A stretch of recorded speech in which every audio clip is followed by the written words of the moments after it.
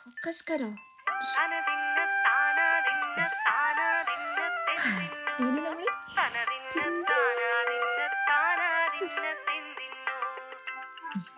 കഴിക്കാം.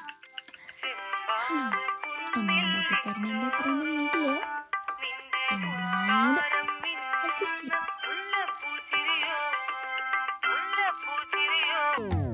ചെമ്പാവ് പുന്നില്ലിൻ ചോറ്, നിന്റെ മുത്താരം മിന്നുന്ന മുല്ലപ്പൂച്ചിരിയോ.